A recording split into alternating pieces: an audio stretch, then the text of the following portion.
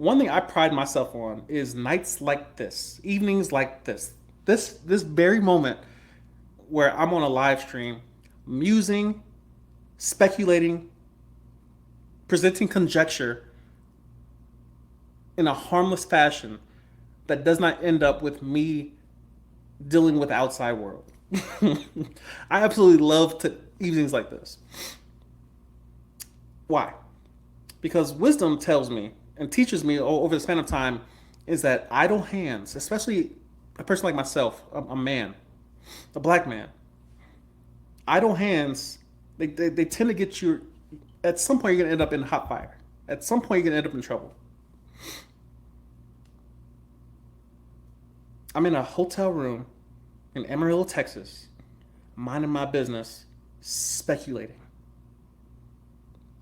In most cases, that's where I belong. In most cases, a man like myself needs to be in a hotel room, minding his business, speculating. I lived in DC during the Black Lives Matter rallies, protesting and riots.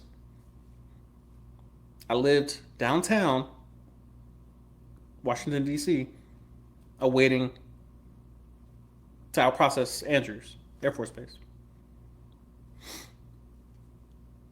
I was aware of it. People in my office were going downtown. Um, I was I was in an Airbnb ordering DoorDash, minding my business.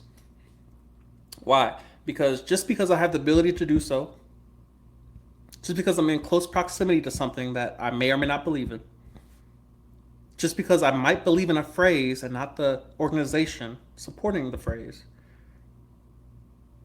I know at some point something's going to go wrong when you have too many people that are being emotional about something.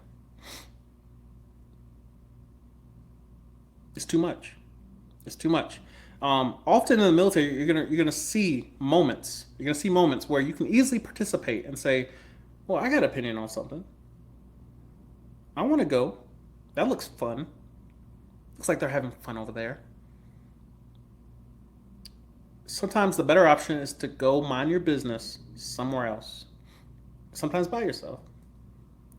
I'm a huge advocate of introverts getting out of their comfort zone and going to participate to gain some contrast in their life. You shouldn't always be alone.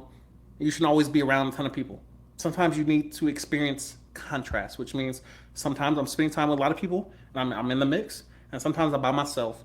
And by doing so, by having a little bit of both, you can appreciate the differences and the contrast between the two.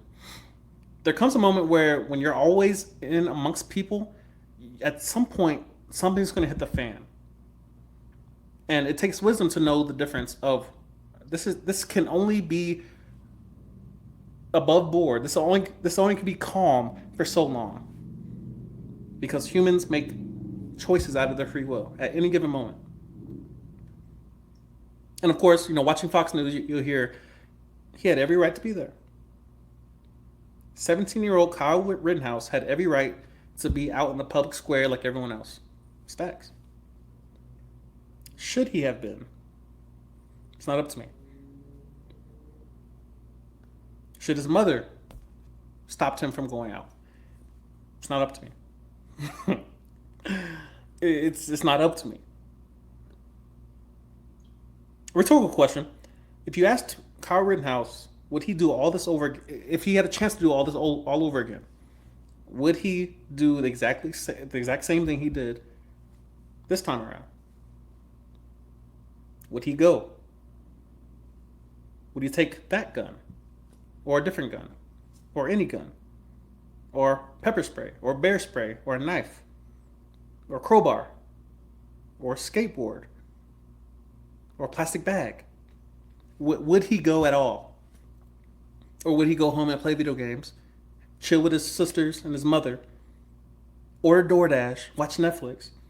There's 1,001 options that if he could do it all over again, what would he choose?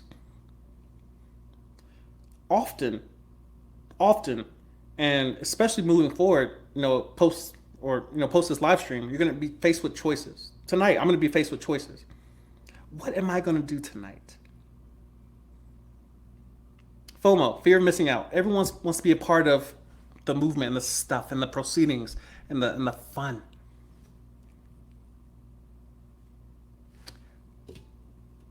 Mm. At some point, you're gonna slip up. At some point. At some point.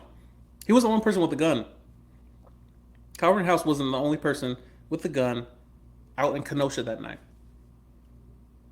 Yet, he shot what, five shots? Shot three people, killed two. Why him?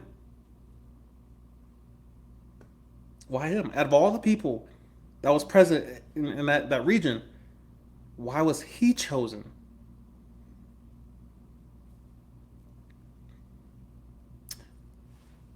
Yesterday, I broke the bottom of my phone. As you can see, it's cracked.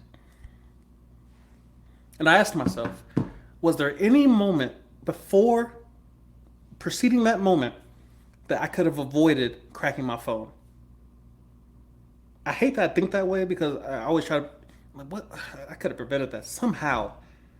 But now it's just going to bother me. I've made videos on, a sign of insanity is your ability to live with something broken. I can't stare at this phone in its broken condition. It's going to irritate me. If this laptop screen had a crack in it, I would lose sleep. I could not do a live stream staring into it. But of course, you play the tape back and say, what was I doing that caused me to lose track of where my phone was? I have a case on it. I've dropped it many of the times, but this time it broke. It's bound to happen at some point. A cell phone at some point in your lifetime is bound to fall and break. The question is when and how badly. Imagine your life being in that analogy. Right now, I'm sitting in a hotel room in Amarillo, Texas, by myself, talking to a camera, talking to 8 people on YouTube Live, speculating about a court case. There's not a ton of potential negative energy. There's not much that's able to go wrong outside of me saying something stupid that derails my career or gets me canceled, something of that nature.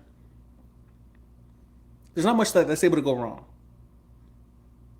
But typically when you leave a closed environment, such as a hotel room or your bedroom or your house or your apartment, you go out into the world, there's decisions that are made, thousands of decisions. Will I text and drive? Will they text and drive? Do I defensive drive or do I drive offensively? They got road rage over there. They're on drugs. They're drunk. Their kids are yelling in the back. They're eating fries and driving. They're texting. They're vlogging. You're surrounded by people constantly making decisions. And the issue is you won't be in control of all those decisions. Right now, I'm pretty safe in this room. There's not much that can go wrong. Sitting in this room, I enjoy the peace that this room has. Some will call it boring. Some people will call me boring. I'm like, bro, you just sit on camera and you don't do nothing, man. Where's the fun? Where's the fun, bro? Where's the excitement? Where's the rush? Where's the zeal? I prefer this. Not only because it's predictable, but because the potential stays within my control, which means if something good happens, it's not gonna be too high. It's gonna be moderately positive experience. The same for a negative experience. It's not gonna be too low, meaning I won't be on trial next week. I won't be dealing with the death of someone that's their blood's on my hands, whether it be murder or just a killing, what have you. I prefer the low potential energy and the low exposure to extremes. Extremes almost never benefit you.